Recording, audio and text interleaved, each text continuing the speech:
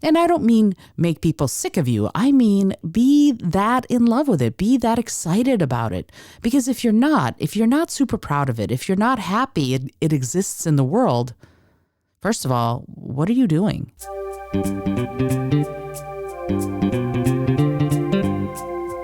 Hello and welcome to the Creative Solutions Podcast. I'm your host, Isolde Trachtenberg. Whether you're writing the first sentence of a story or solving the climate crisis, you need to think in new ways. On the show, I interview peak performers who are coming up with those creative solutions. Through creativity, action, inspiration, and innovation, they're changing the world. I also bring you ideas and techniques that you can use to unlock your potential to do the same. And now, let's get to the show.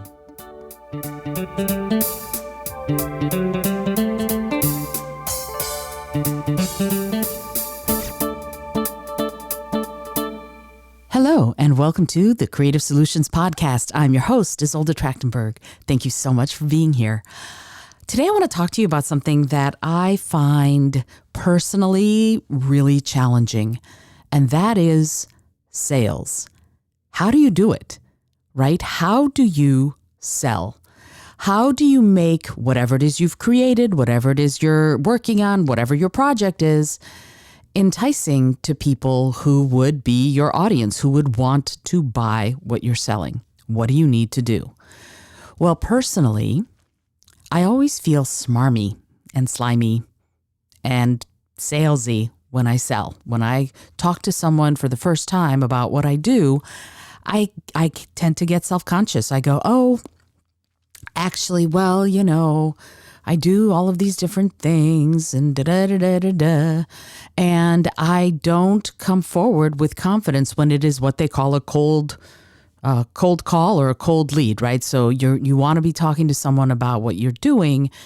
And instead of being confident and instead of being, hey, this is what I'm doing and this is why it's going to give you great results, blah, blah, blah, you get self-conscious and you actually want to run away, or at least I do. And I know that I am good with what they call warm leads. If someone is already interested, if someone already went, oh, I'd like to hear more about that, and then they talk to me, no problem, because I know that they're the kind of person who already wants what it is that I'm talking about, or already at least is interested, is in the realm of possibility that they might want it. That's a big thing, right? If it's a cold lead, if it's what they call a cold lead, when the person does, they're going on about their life and you're going, I think they'd be great with this. I think this would serve them really well. But you don't know if they think so. And so you talk to them and it feels all weird. And my friend Jillian Murphy is amazing at sales, and she talks about don't try to sell to people who are unconvincible, right? Don't try to convince the unconvincible. Don't try to sell to the unsellable. And I love that.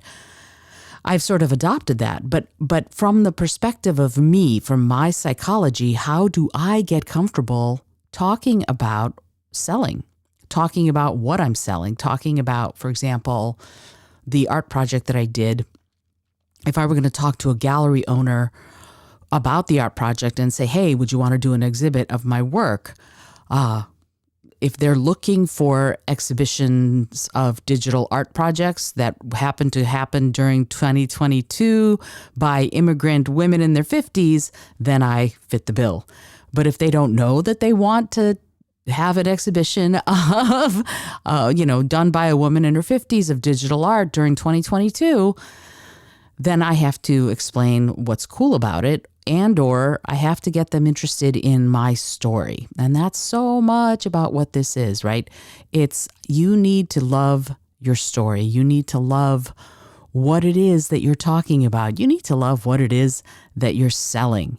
Yeah, that's such a big deal, because one of the most important things that is the sort of mindset shift that has happened for me to get much, much more comfortable with the things that I do and the things that I sell and the marketing that I do is that I had to fall in love with what I created. I had to really get so excited by it and get so super proud of it and so happy that it exists in the world that I couldn't wait to share that story. And that's something very key and crucial to that I can tell all artists, all creatives, all people who are working on various projects. You got to start loving what you created. When you love what you've created and you're not egotistical about it, you're just in love with it. That's infectious. People get very excited about that and they want to know more. So the question that I have to ask you is, especially if you are worried about selling and worried about getting into an exhibition, worried about your project taking off, worried about your company going anywhere. The question is, do you love what you created? That's one of the first questions that you need to ask yourself about all of this. Do you love what you've created? So important. Because when you're selling, if you don't love what you've created, if you feel less than confident about it, if you feel like, I'm not sure, that comes across to the people you're talking to. So in order to sell effectively, you have to love it. You have to be so excited about it that it is the first thing you want to talk about when you wake up and the last thing you want to talk about before you go to sleep. And I don't mean make people sick of you. I mean, be that in love with it. Be that excited about it. Because if you're not super proud of it, if you're not happy it exists in the world, first of all, what are you doing? And I know that sounds kind of harsh, but what are you doing if you've created something that you're like, meh, it's all right? Is it the best use of your time and energy? Is it the best use of your creative abilities? Is it the best use of your resources? If you don't love it, you need to look at what that's about. So one of the first things you need to do is figure out if you're in love with what you've made. And if you are, then we can move on. And if you're not, then you need to look at what's keeping you from being in love with what you're offering, right? You might want to tweak whatever it is until you're so enamored with it that you can't wait but share it, right? That's so important. And honestly, if no changes will change it into something you adore, you might want to think about it as a practice run. You might want to think about it as something you don't try to sell and in fact, leave it, because sometimes you have to create the thing that you don't do anything with in order to get to the thing that's going to be the end all be all, right? So that's the most important thing, right? You want to be able to love this thing that you've made so much, you want to share it with everyone you meet. And that, again, that light in your eyes, that joy in your heart is going to translate. It's going to carry over to the people you talk to. And it's important to do that because when you're in love with what it is that you've created, you get excited to share it because it's a gift. It's an offering that you're making to the people who might want to buy it, right? And yeah, I know you have to qualify your potential clients and customers. And by qualify, I mean figure out if they're the people who are interested in what you're doing. But even if you have someone who's super interested in what it is you're doing, who can't wait to look at it, who can't wait to know more about it, if you talk about it, if your story about it is, I did this thing and la, la, la, then that's going to translate. And you don't want that to translate. You want your enthusiasm and your love for what you've done to carry to the person you're talking to. And here's the thing. You don't want to convince them. Like there's been a lot of talk over the last 10 years. Oh, you have to, give them all of the stuff and convince them to buy it. And I'm a member of a Facebook group, which is all about sort of coaching and marketing. And somebody was asking essentially, how do you sell to someone who thinks what you're offering is too expensive? How do you convince them to buy it? And everybody's like, oh, you have to go through and figure out the results and show them all this stuff. Da, da, da, da, da. And when it was my turn to answer, I went, well, actually, I don't try to convince them. I really don't. I go, oh, okay, well, your resources need to go elsewhere. I totally understand. If your resources free up enough at some point, please get in touch.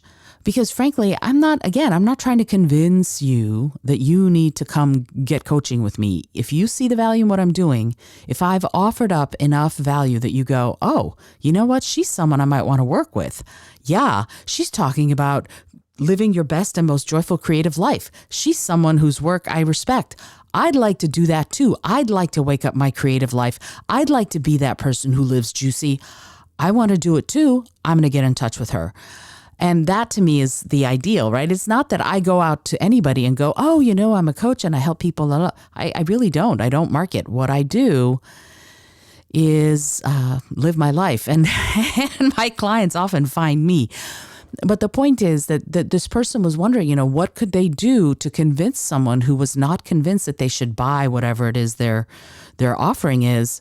What can I do to convince you to buy it? And I'm like, well, the results should speak for themselves. So I might talk about the results that someone could expect if they were to do coaching with me or if they were to buy one of my books or something like that.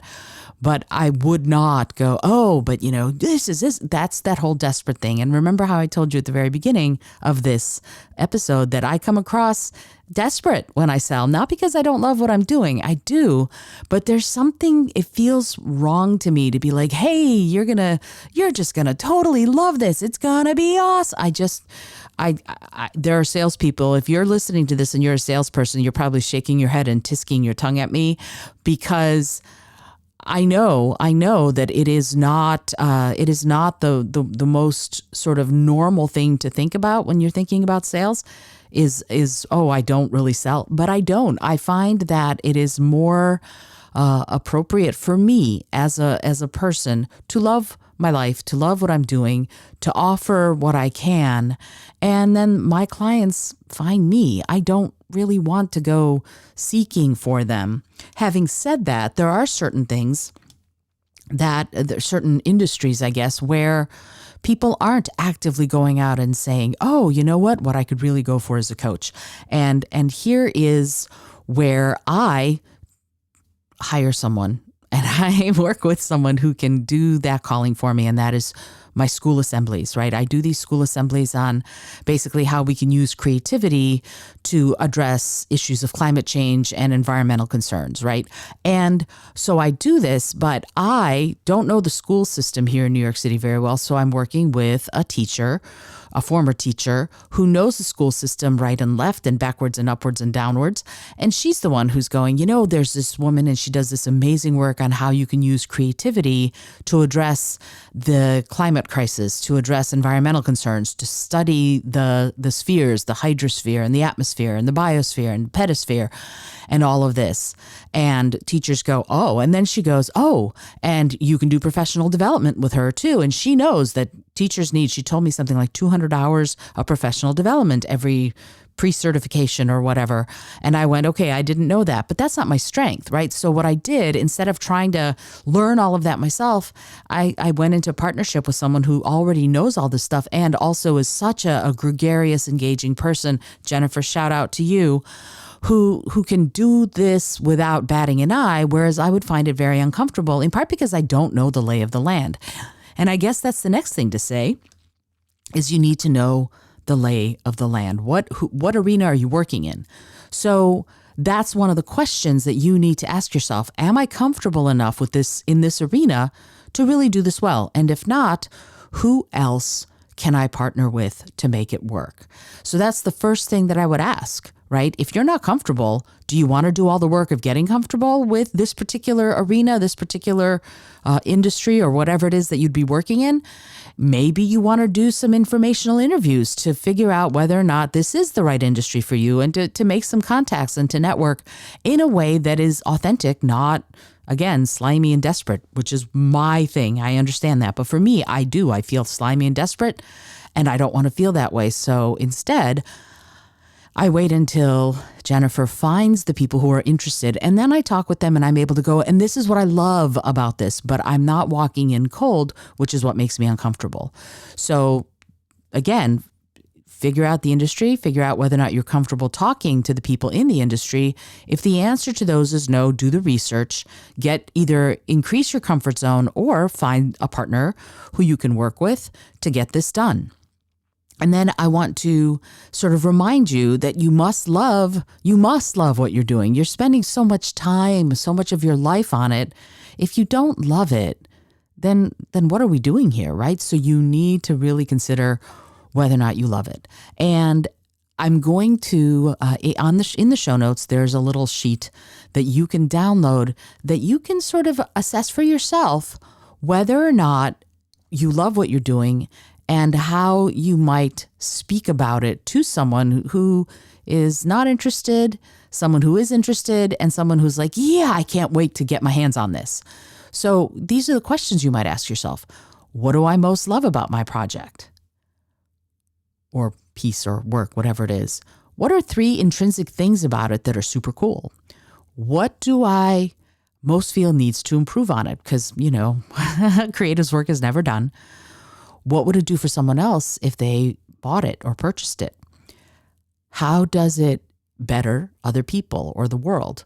What are 3 complimentary things someone else has said about my work or project? In other words, ask a couple people, what are some things they want to say? What are some complimentary things they can say about whatever it is you've created? What do I need to change about it to make it into something that I'm bursting to talk about? And ask those people what they like about it, how the project or work makes them feel, and what it says to them. Those are 3 things that you can do right now to sort of start improving what you say, because what someone else says to you about this is exactly what you can say to someone you're talking to about it. Don't try to do all of this alone. And if you ever want to do like a discovery call or a coaching session around this, I would be delighted to talk to you about the psychology around getting great with your work, right? You need to get great with it. You need to feel like it's the greatest thing since sliced bread. Because if you don't, how can you expect anyone else to? So I'm going to leave a link to a discovery call with me. You can do that and we can talk about what it is that you're working on creatively or otherwise and see if we can figure out what are those things that you might want to focus on. And ask friends and ask colleagues if it's appropriate to give you those answers. What do they most like about whatever it is you've done? How does it make them feel? And what does it say to them? Because the more you get that information, the more you're going to be able to translate it into your own words and then use it after you're already in love with it to talk about it to people who might be interested in purchasing what you've worked on. Remember, and this is something that's really important, sales is not about selling someone on something. Sales is about offering them a gift. And the gift, and yes, it's a gift they pay for, but it's a gift that's going to improve their lives or their work. And that's what we're doing when we're talking about this stuff. If you've created something that's going to make things worse for people, you're not going to try and sell it. I know that about you. So the important thing is, are you honest with yourself about what it is? Are you honest with yourself about what's good about it? Are you honest with yourself about the results people can expect if they purchase it, whether it's a project or a piece of art? I understand it's weird to think about a piece of art giving results, but it does, right? If it's going to make people uncomfortable, like the elephant poop project did I think it was in Queens a few years ago, then that's a reaction. And that's one that you need to know people might have before you try to exhibit it, because it depends on if you want any sort of confrontation or controversy around whatever it is you've done. If you do, then you're on the right track with the elephant poop. But if you don't, if you want to follow a different path, then you kind of need to know what the lay of the land's going to be. And when you do that, things will be amazing. I will have the sheet for you in the show notes. So if you want to download that, you can grab that and fill it out and see how helpful that is for you. And hopefully it is. And let me know. Let me know how it goes as you fill this out, this project or thing. Because I know if you want to run away from selling as much as I want to run away from selling, we need to work together. We need to figure out it together. Like, what is it that we need to do to get either really comfortable around it? And I think it's about falling in love with what it is that you've created, or find the people who love what we've created so much that they can't wait to talk about it with other people. Those are 2 possible paths. I hope that you take one of them. This is Isolde Trachtenberg for the Creative Solutions Podcast. I hope you've enjoyed today's episode. We're going to have another interview next week, and I'm really looking forward to that. And something I should tell you. Now, I'm doing these fun bonus episodes with every guest that I have. And what I mean by bonus episodes is that I am asking them fun little questions that they answer because they're so generous with their time and their wisdom that lets you get to know them a little bit better. Not just their work, not just the really cool stuff that they're doing in the world, but some of their likes and their dislikes and some of their favorite things so that you can get some of their inside scoop and can use it to learn new things, to try new things, to experience more beauty and joy in the world. So look for that on interview days. Every Wednesday. Every Wednesday, there's going to be that when it's an interview week as opposed to a me solo episode week, you're going to hear a bonus episode most of the Wednesdays. Sometimes we don't end up with time, but most of the Wednesdays, you're going to get to hear a bonus episode. So tune in then too and learn some of these folks' favorite stuff. They're really fun and we laugh a lot, and I hope that you enjoy it. This episode has been brought to you by Podbean, which is my host provider, and I love them. They make it super easy to have a podcast. And also, of course, Brain FM, the app I use every single day, both to meditate and to fall asleep and to also do all of my work. If I need to do accounting and admin work, I do that while having the Brain FM app on. If I need to create or write, I do that while having the Brain FM app on. It's amazing. I love it. So definitely check that out. And if you want to buy this show a cup of coffee, you can do that also. The link for that is in the show notes as well. There are fun bonuses there too. Until next time, once again, this is Isolde Trachtenberg for the Creative Solutions Podcast, reminding you to be bold, be creative, and most of all, be kind.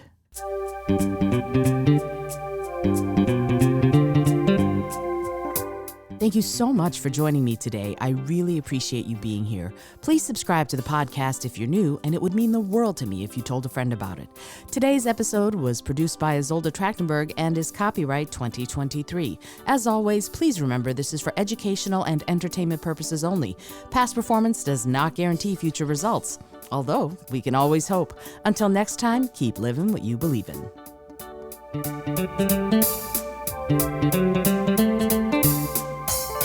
Thank you.